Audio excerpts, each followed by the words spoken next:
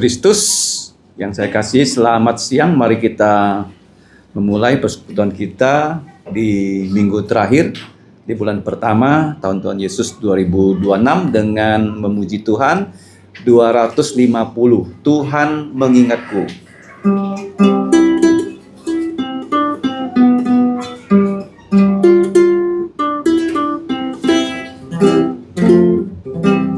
Satu, dua, tiga.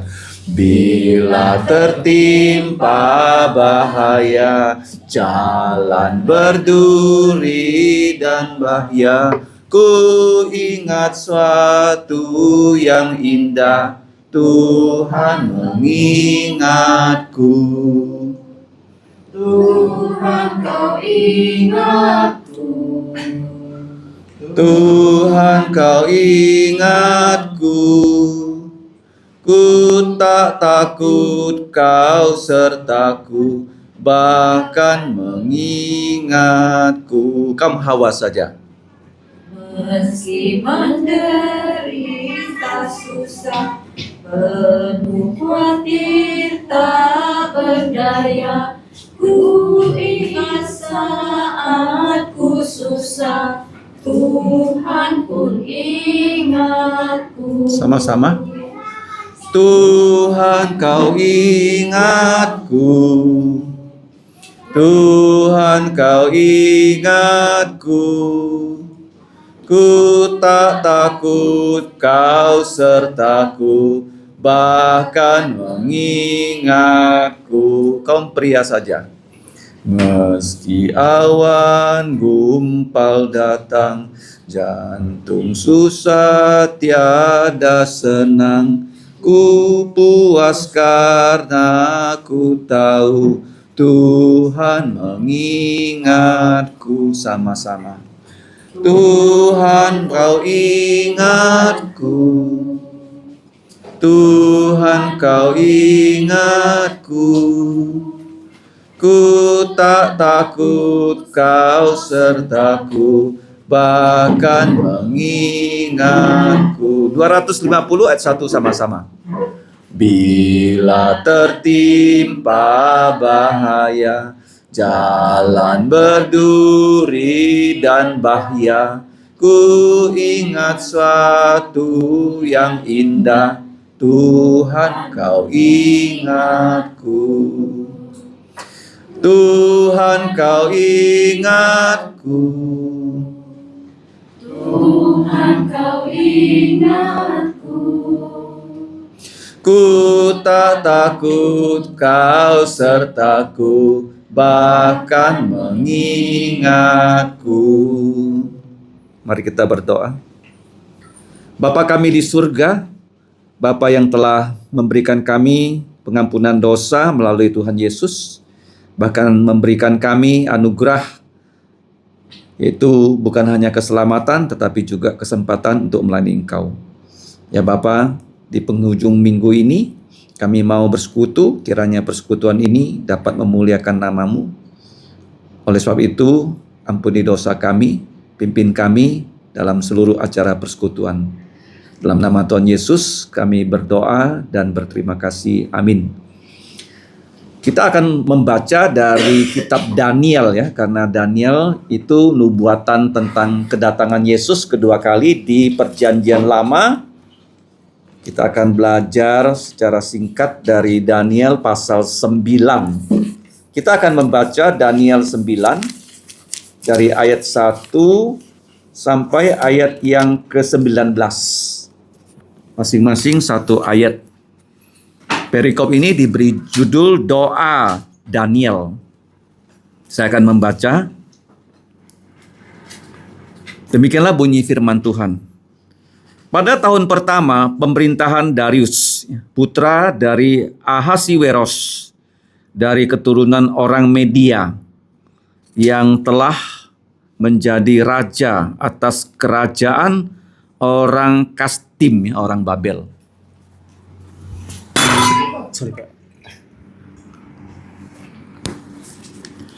Pada tahun pertama kerajaannya itu, aku, Daniel, memperhatikan dalam kumpulan kitab jumlah tahun yang menurut firman Tuhan kepada Nabi Yeremia akan berlaku atas timbunan puing Yerusalem, yakni 70 tahun.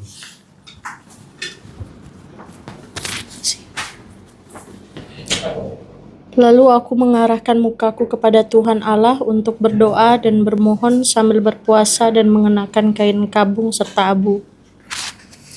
Maka aku memohon kepada Tuhan Allahku dan mengaku dosaku demikian.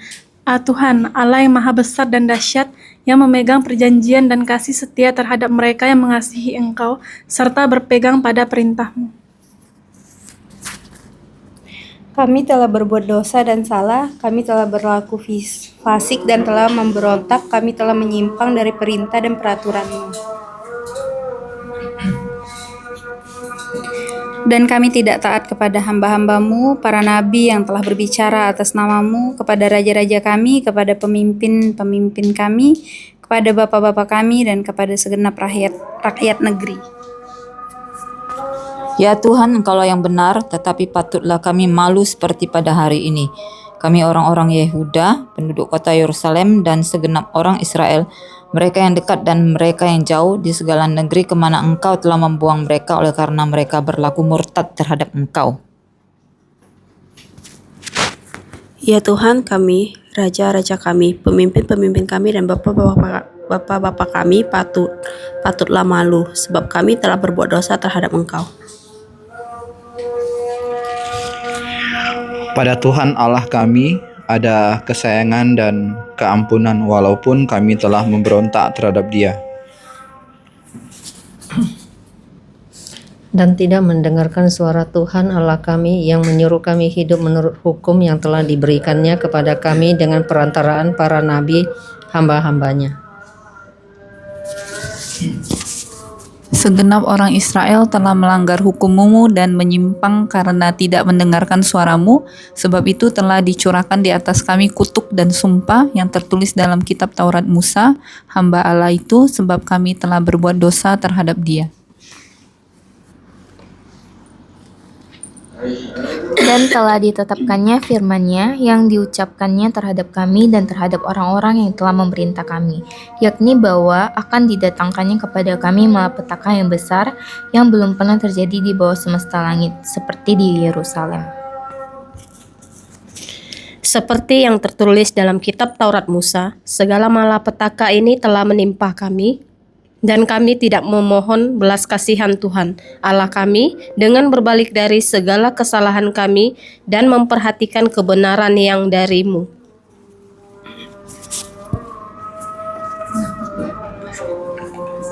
Sebab itu Tuhan bersiap dengan malapetaka itu dan mendatangkannya kepada kami, karena Tuhan Allah kami adalah adil dalam segala perbuatan yang dilakukannya, tetapi kami tidak mendengarkan suaranya. Oleh sebab itu ya Tuhan Allah kami yang telah membawa umat-Mu keluar dari tanah Mesir dengan tangan yang kuat dan memasyurkan nama-Mu. Seperti pada hari ini kami telah berbuat dosa, kami telah berlaku fasik.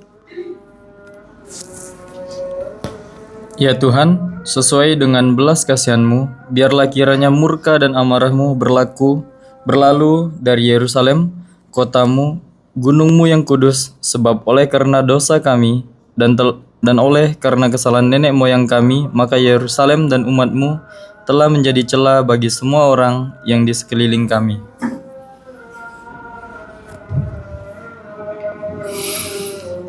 Oleh sebab itu, dengarkanlah ya Allah kami, doa budak-Mu ini dan permohonannya, dan sinarilah tempat kudus-Mu yang telah musnah dengan wajah-Mu demi Tuhan sendiri.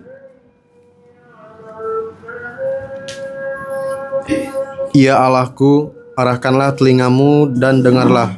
Bukalah matamu dan lihatlah kebinasaan kami dan kota yang disebut dengan nama-Mu. Sebab kami menyampaikan doa permohonan kami ke hadapan-Mu, bukan berdasarkan jasa-jasa kami, tetapi berdasarkan kasih sayang-Mu yang berlimpah-limpah.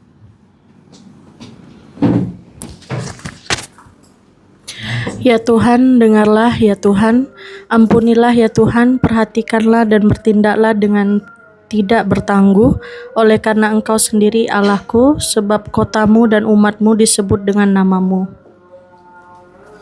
Selesai. Tapi gak apa-apa. Sampai 19 ya.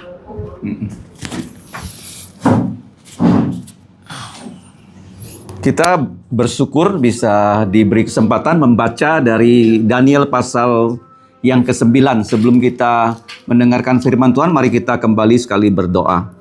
Bapa, kami telah diberi kesempatan membuka dan menyimak firman-Mu. Sekarang kami mau belajar merenungkannya. Kami sadar firman-Mu tidak terbatas, tetapi kami terbatas. Karena itu kami perlu pertolongan-Mu. Pertama-tama kuduskan pikiran kami dengan darah Tuhan Yesus, dan urapi pikiran kami dengan Roh Kudus, agar apa yang kami baca dapat kami mengerti dan memperkuat iman kami, sehingga kami sungguh-sungguh percaya Yesus, sungguh-sungguh melayani Yesus hanya untuk memuliakan nama-Mu. Dengarkan doa kami yang kami naikkan hanya dalam nama Tuhan Yesus. Kami berdoa dan berterima kasih. Amin.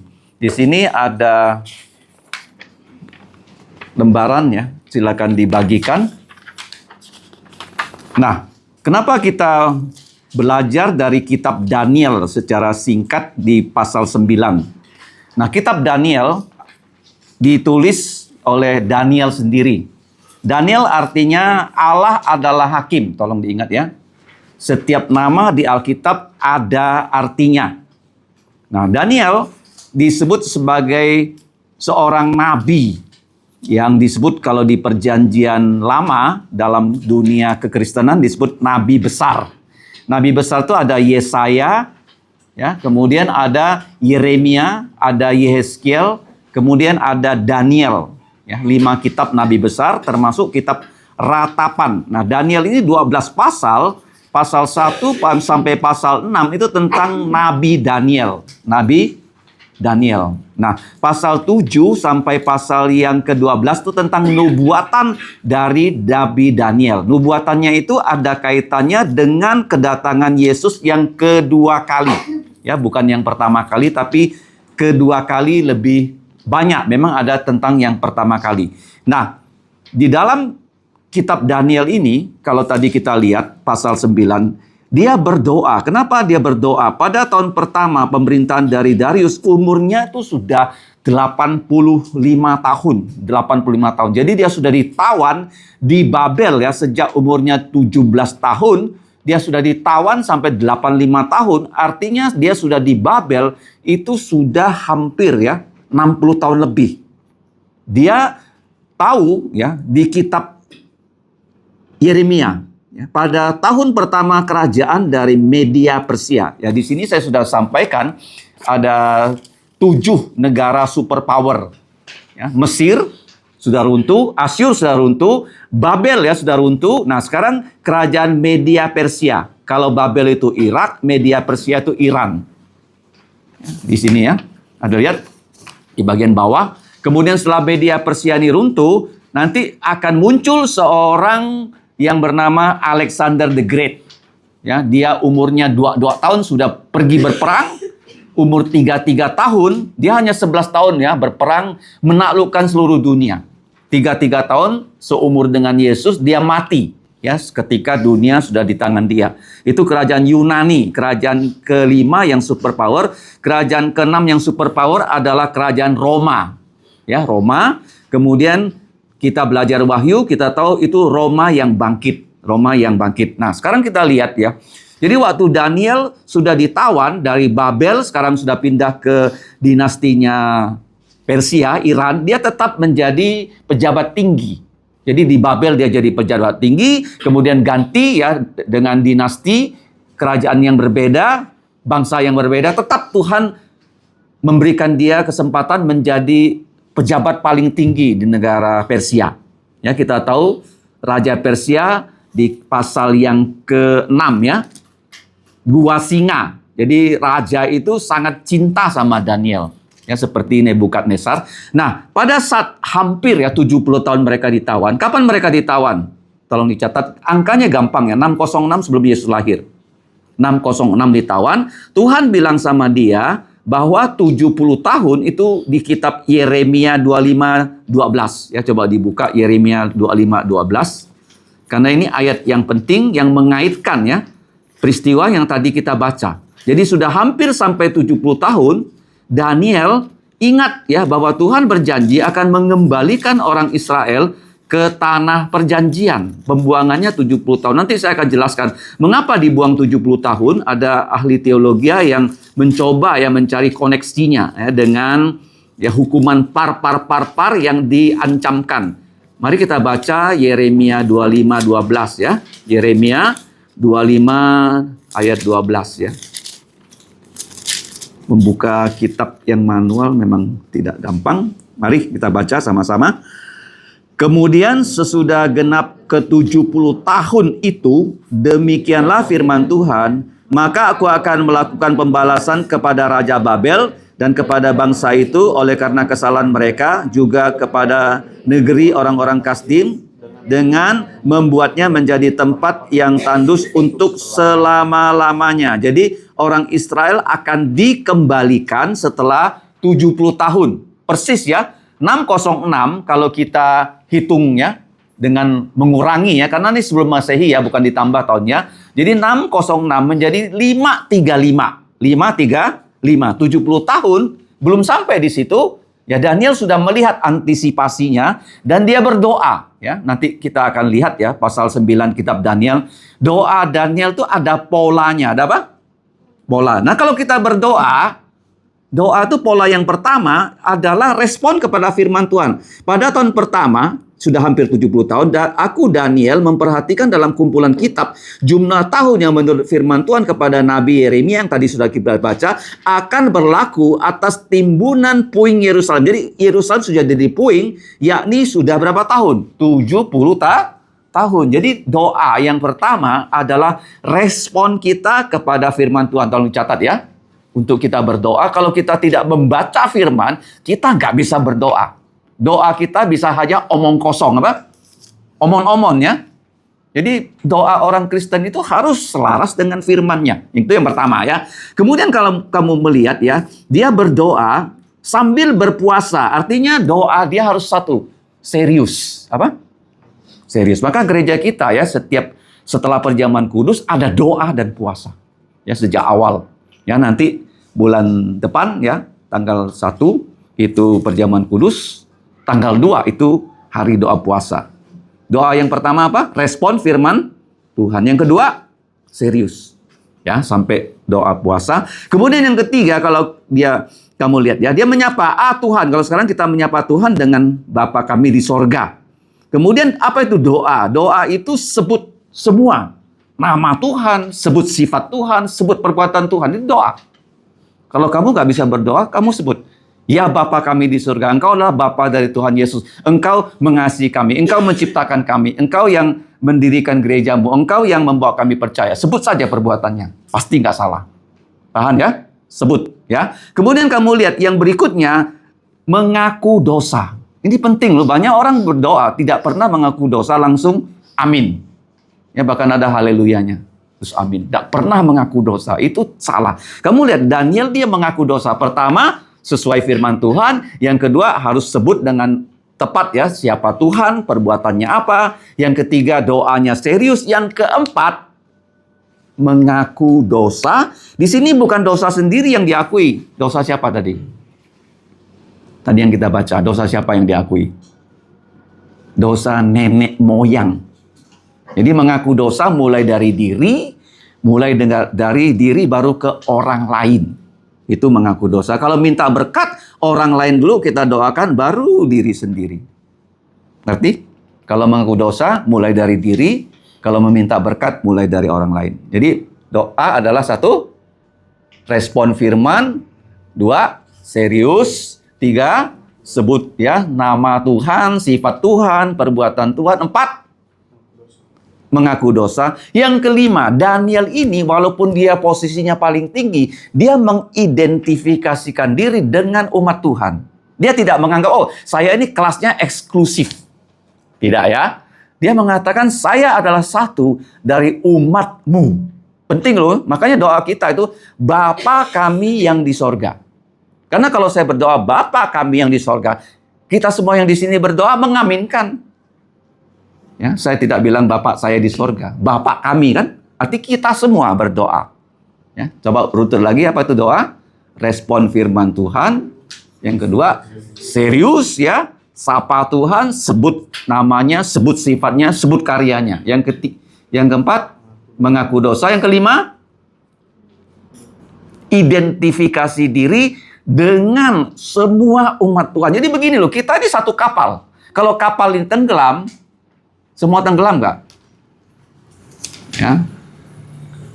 Tidak seperti orang, coba buka Lukas 18. Ada orang ya yang keagamaannya dianggap tinggi, justru menjadi sombong. Ini nggak boleh.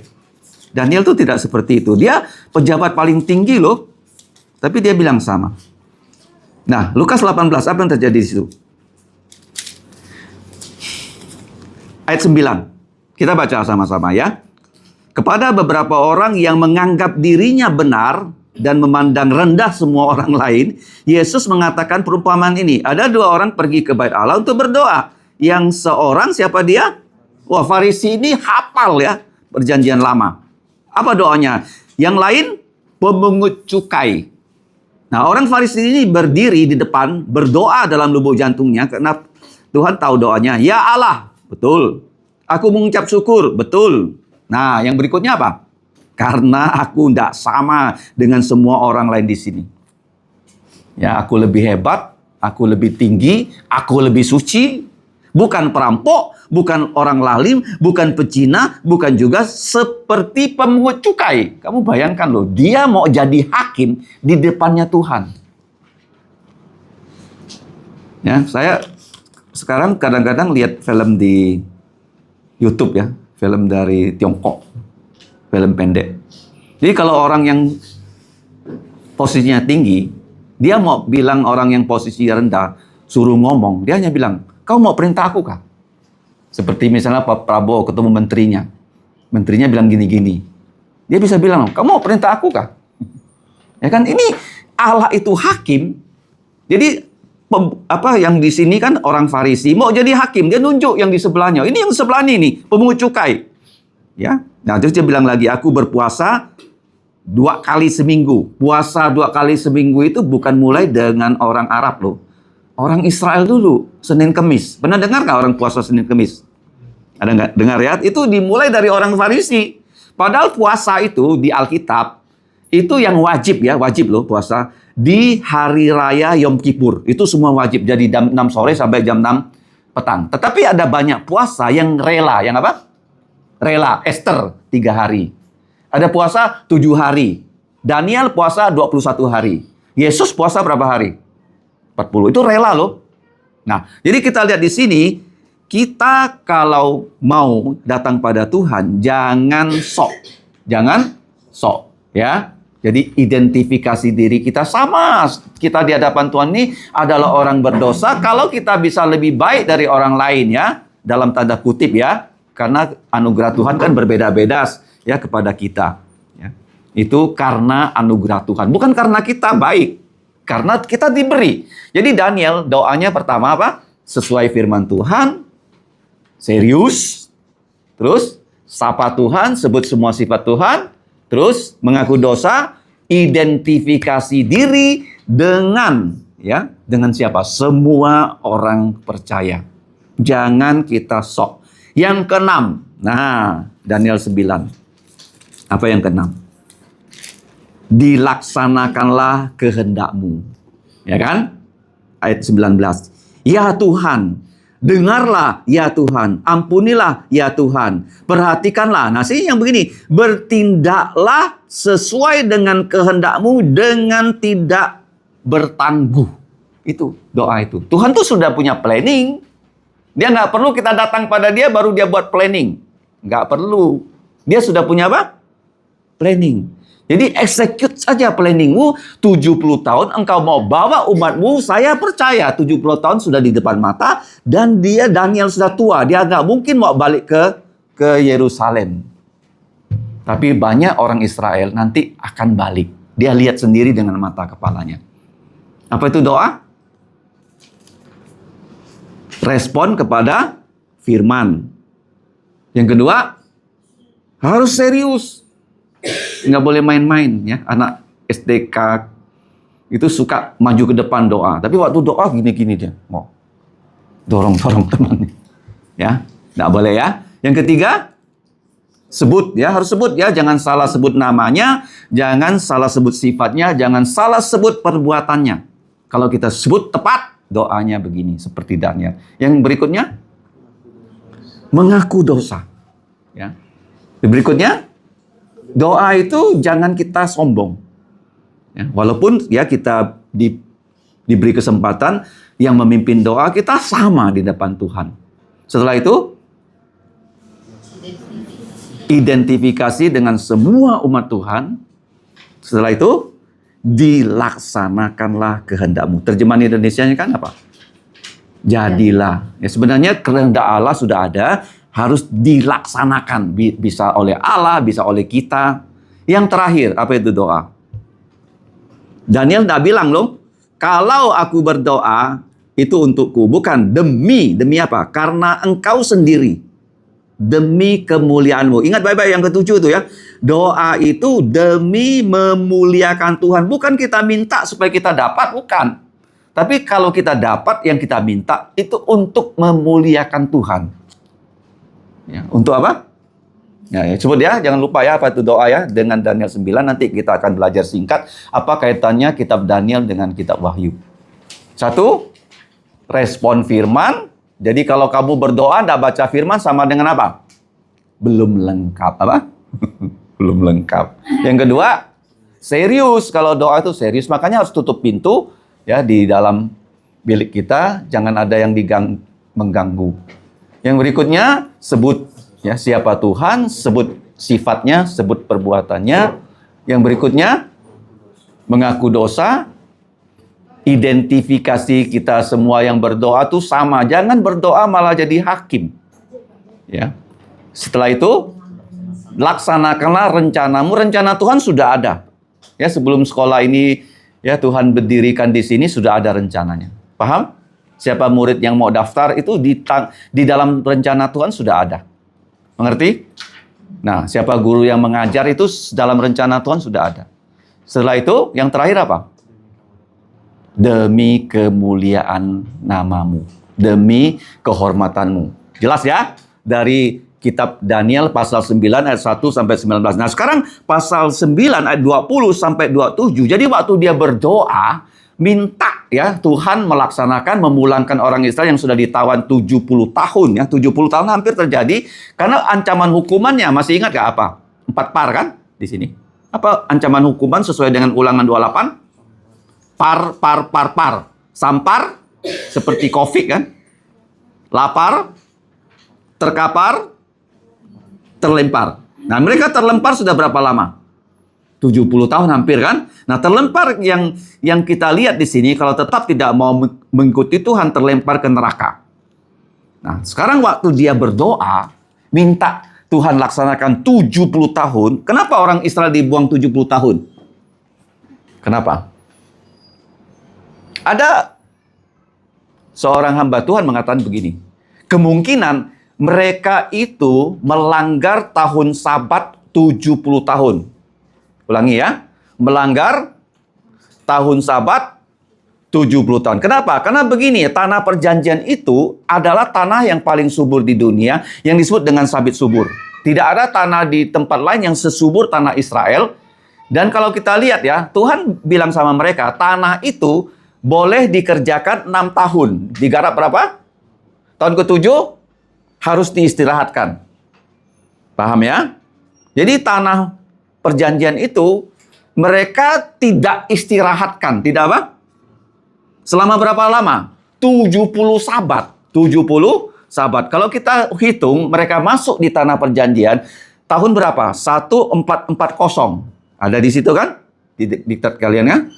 Kemudian mereka dibuang kapan? 606. Jadi selama mereka berada di tanah perjanjian, mereka sudah melanggar tahun Sabat 70 kali. Jadi 70 kalau kamu kali 7 sama dengan 490. 490. Itu sama nanti yang kita lihat di ayat 20 sampai ayat 27 kitab Daniel 9. Nubuatan tentang 70 kali 7. 70 kali 7. Apa tuh 70 kali 7? 70 kali 7 sama dengan 490.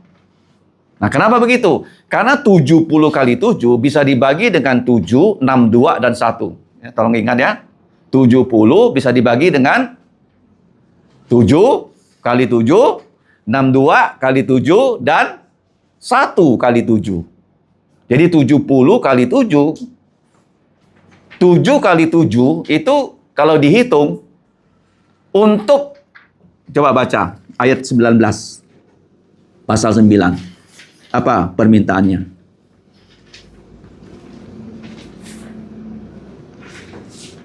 Mari kita baca. Ya Tuhan, dengarlah. Ya Tuhan, ampunilah. 3 kali ya. Ya Tuhan, perhatikanlah, bertindaklah dengan tidak bertangguh oleh karena Engkau sendiri, Allahku, sebab kotamu dan umatmu disebut dengan namamu. Jadi 7 kali 7 pertama, 49 tahun, untuk membangun kembali kota Yerusalem. Kota apa?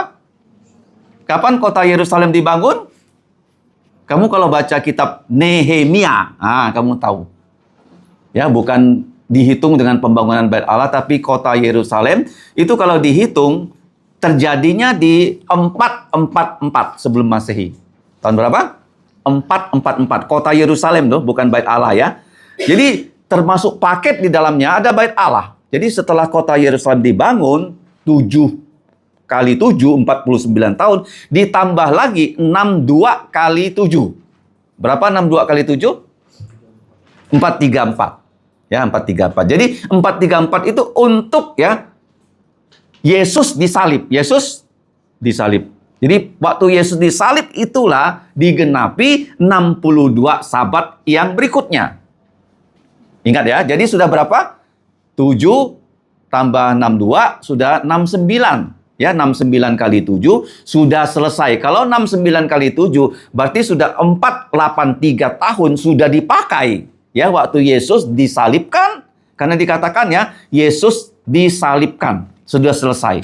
Nah, tetapi ada satu lagi yang terakhir, ya 1 kali 7 nanti disebut sebagai apa? Ini tribulasi besar. Kapan itu terjadi? Ada gapnya ya. Jadi antara 69 kali 7 dengan ya 17 yang terakhir itu ada gap. Ada apa? Gap ini namanya apa? Abad gereja. Apa? Ya, abad gereja. Itu yang tidak bisa dilihat oleh orang Israel. Orang Israel itu maunya Mesias begitu datang langsung ya jadi Mesias untuk raja segala raja. Tidak seperti itu. Mesias pertama kali datang kalau kamu baca ya dalam kitab Daniel untuk bagaimana? Menebus dosa, apa?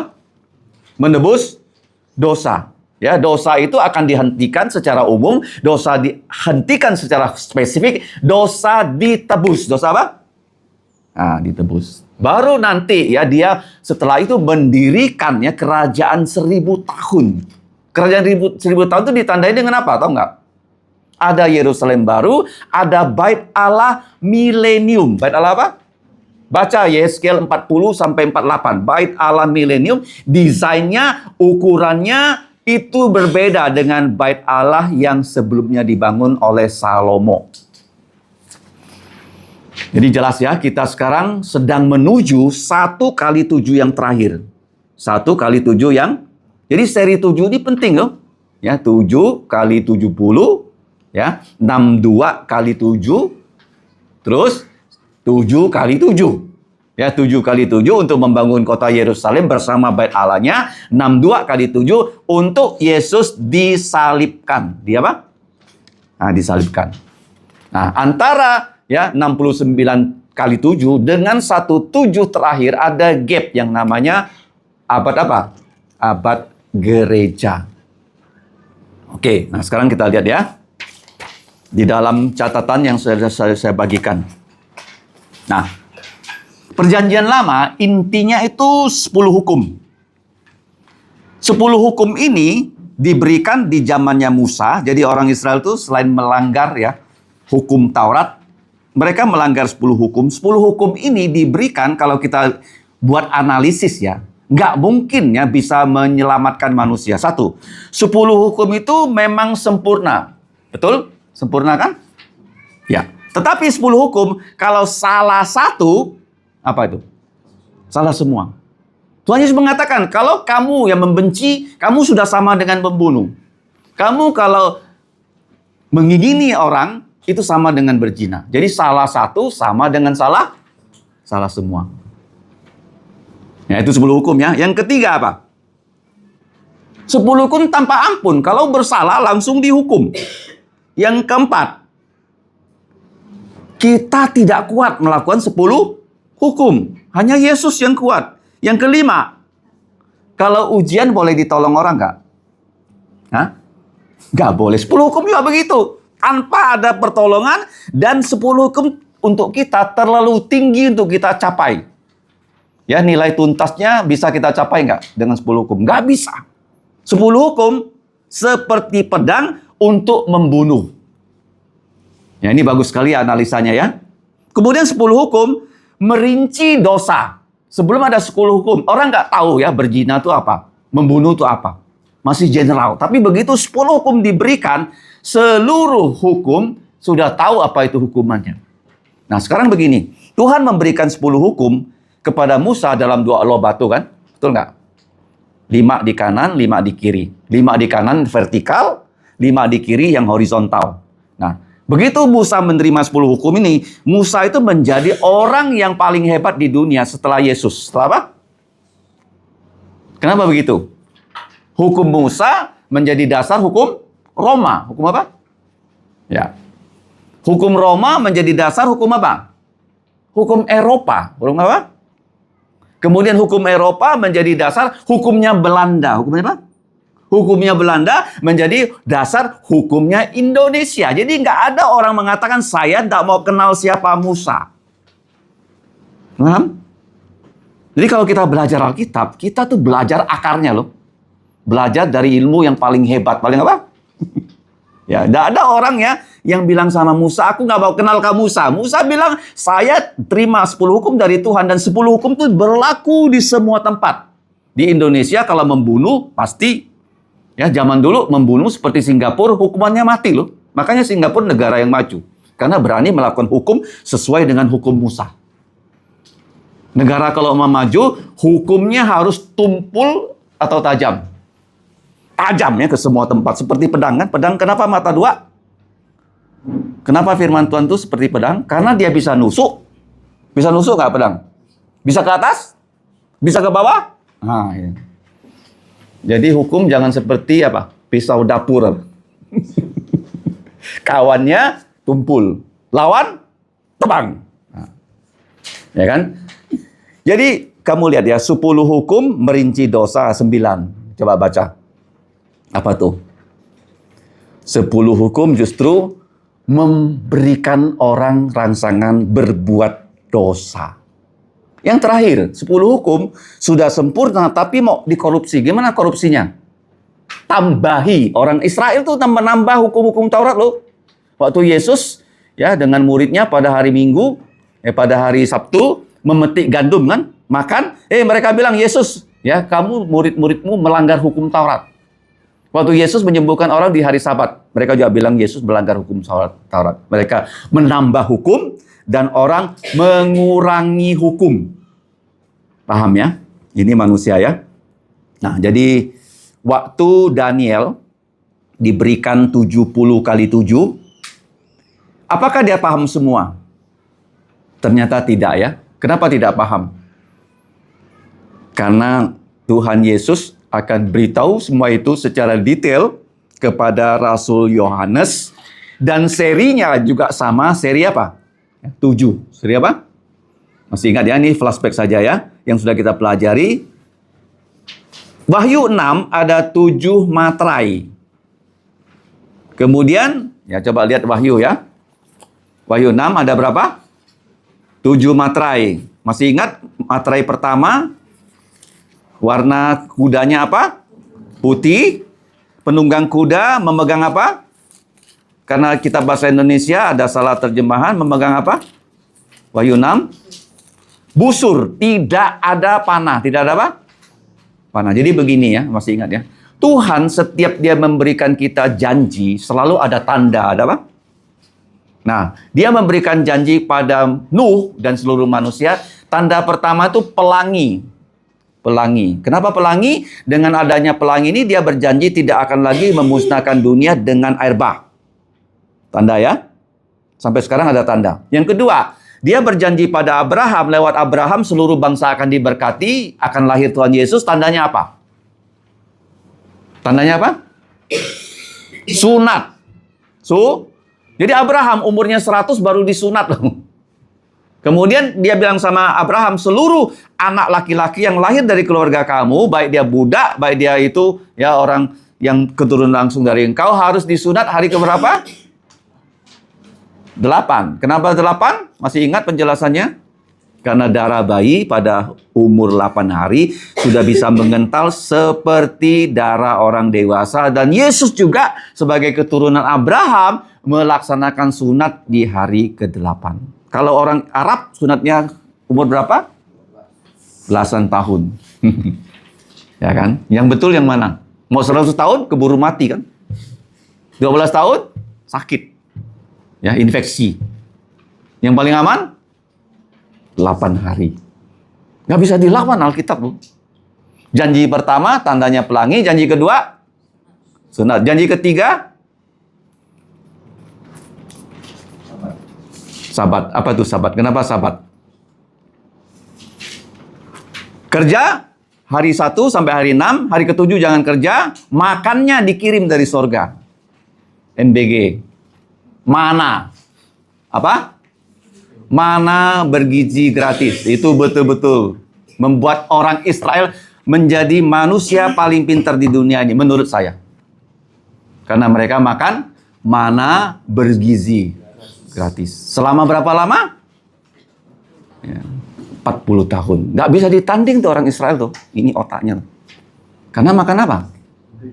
Mana. Kamu pernah makan mana? Siapa? Iya, dari dulu genetiknya sudah terbentuk. Apa? Iya, gennya sudah terbentuk. Mana orang bisa ciptakan makanan bergizi kayak mana? Ya, hanya Tuhan. Ya, jadi mereka dapat mana hari 1, hari sampai hari 6 satu porsi saja, nggak boleh 2 porsi. Seperti sekarang kan, besok mau libur kasih 2 porsi kan. Kalau dulu dia mau ambil 2 porsi hari biasa, busuk. Karena malas nggak mau bangun pagi kan, bangun siang jam. Ya, saya ambil 2 porsi. Ya, besoknya yang 1 porsi itu jadi busuk. Kalau dia bangun agak siang pergi ngambil MBG, apa yang terjadi? Sudah bukan habis. Bukan, leleh apa? Kena matahari dia leleh. Jadi pada hari Sabtu nggak turun mana loh. Gimana caranya? Hari ke-6 ambil 2 porsi, ambil apa? Dan porsi yang kedua besok busuk nggak? Sabat. Nah, itulah tandanya sabat. Jadi ingat ya, perjanjian lama ada 3 tanda ya. Apa tandanya? Pelangi, sunat, sabat. Nah, perjanjian baru apa tandanya? Baptis dan perjamuan kudus. Nah, ini yang menyelamatkan ya. Kalau sudah percaya dibaptis, kalau sudah baptis ya baptis itu menggantikan sunat, perjamuan kudus menggantikan Paskah. Nah, jadi kuda pertama putih itu penunggangnya tidak pegang panah tapi pegang busur. Dia menipu seluruh dunia, memberikan damai semu. Dia menyatukan semua bangsa, menyatukan semua agama. Tujuannya hanya satu, mendirikan bait Allah, tribulasi di Yerusalem. Tetapi 3,5 tahun kemudian dia cancel perjanjiannya dengan semua orang, dengan Israel. Dan dia masuk ke bait Allah dan dia deklarasi diri sebagai Kristus, yaitu Allah yang harus disembah seluruh dunia. Makanya kuda merah, waktu dia deklarasi, Tuhan langsung marah. Langsung apa? Kau bukan Allah, karena itu aku kirim tulah. Ya, kuda merah perang, kuda hitam lapar, kuda klorofir, penyakit sampar. Ya, materai kelima dibuka, ada orang martir, karena pada zaman itu, orang yang percaya Yesus harus mati. Harus apa? mati, nggak bisa hidup, diburu dan dibunuh, dan mereka di bawah altar berdoa. Doanya apa? How long? Apa? Kok mereka bilang how long? Padahal udah tahu how long. Berapa how longnya? Berapa how longnya? 3,5 tahun. Karena itu sudah 3,5 tahun berakhir. 3 tahun kemudian itu tribulasi besar. Mereka tahu 3,5 tahun, kok masih mau bertanya sama Tuhan how long? Hah? Kok bisa begitu? Kok sudah tahu masih mau ngomong? Injil sudah tahu, kenapa masih mau ngomong? Lolo soso. Khotbahnya pernah khotbah, kenapa sebut lagi? Karena itu sesuai dengan firman Tuhan. Walaupun kita sudah tahu 3,5 tahun, kita boleh tanya lagi, Tuhan itu how long? Dia nggak akan marah. Ya, mereka berdoa, berapa lama lagi Tuhan? Sudah tahu 3,5 tahun. Ya, masa tribulasi besar, paruh 1, 3,5 tahun sudah berlalu, 3,5 tahun berikutnya. Ya, jadi jelas ya. Kemudian ya, selalu ya, materai yang ke-7 itu persiapan untuk sangkakala yang pertama sampai 6, sangkakala ke-7 persiapan untuk tulah yang terakhir. Oke, jadi kamu lihat dia di sini ya. Tulah ke-6, materai ke-6, bencana bumi dan angkasa. Tulah ke-7 ada kesunyian di sorga setengah jam ya di sini ya, tulis setengah jam. Itu persiapan untuk trompet. Jadi seri 7 yang pertama materai dibuka. Jadi materainya seperti ini ya. Materai pertama di sini. Setelah dibuka, di sini lekat lagi.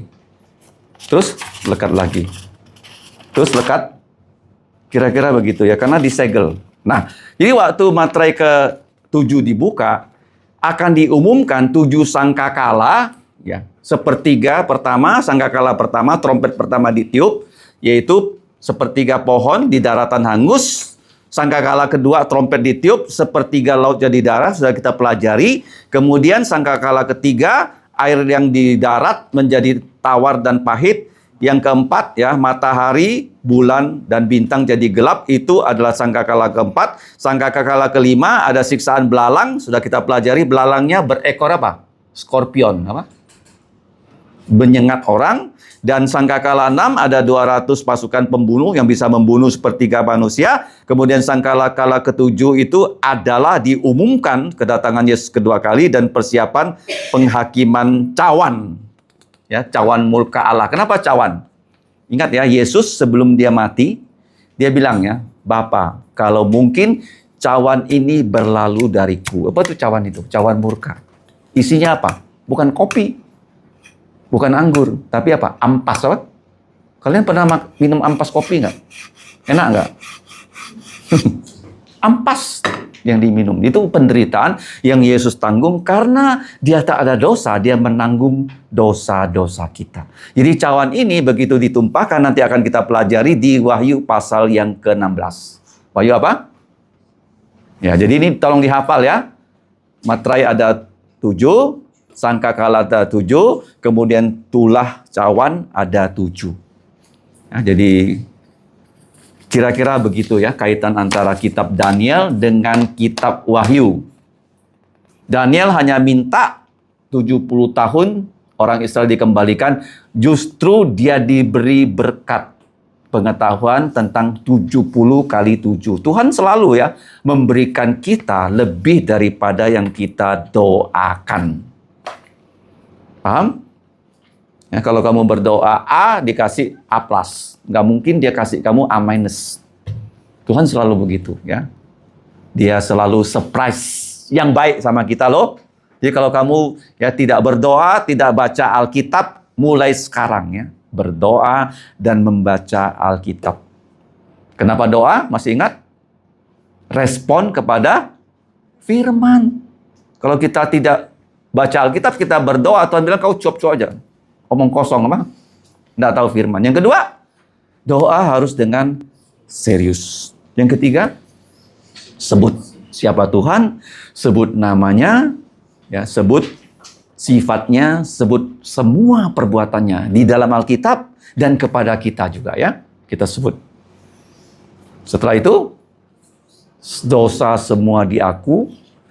Yang berikutnya, kalau kita berdoa, posisi kita semua manusia sama, ya, identifikasi kita diri sama. Nggak boleh jadi hakim, nggak boleh jadi sombong, nggak usah lapor prestasinya ya. Nggak apa? Nggak usah lapor, dia sudah tahu. Setelah itu, kehendakmu lah yang dilaksanakan. Yang engkau mau bawa pulang orang Israel, sudah dekat waktunya, go ahead, God. Apa? Go ahead. Saya percaya engkau sudah punya. Yang terakhir, tujuan doa apa? Kalau dia kasih kita, bisa nggak yang dia kasih kita tuh memuliakan dia? Ya, Daniel ini ya, kamu lihat ya, dia adalah nabi, kemudian ya, separuh dari kitab dia menulis tentang kedatangan Yesus yang pertama kali dan yang kedua kali. Kedatangan yang pertama kali tujuannya 3. Apa 3? 1, menghentikan dosa. Ya, kemudian nanti ya, yang kedua, menghentikan dosa secara spesifik. Yang ketiga, menebus dosa. Itu datangnya Mesias. Ya, kalau tidak ada Yesus, kita tetap ya menjadi budaknya dosa. Apa gunanya kita percaya Yesus? Kita bisa menang kalau berperang sama dosa. Kalau tidak percaya Yesus, pasti kita kalah dengan dosa. Mari kita berdoa.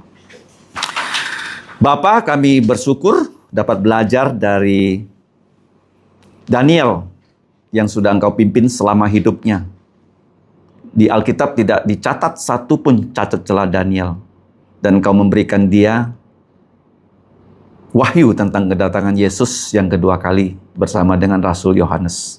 Kami sudah belajar sebagian, tapi kami sadar Bapak, bahwa pelajaran ini berat. Kalau tidak kami renungkan lagi, kami pelajari lagi, kami teliti lagi, maka tidak akan bisa kami pahami dengan baik. Tolonglah kami Bapa untuk dapat mengerti firman-Mu. Ampuni dosa kami dalam nama Tuhan Yesus, kami berdoa dan bersyukur. Amin. Saatnya kita bersekutu dalam doa. Kalau ada pokok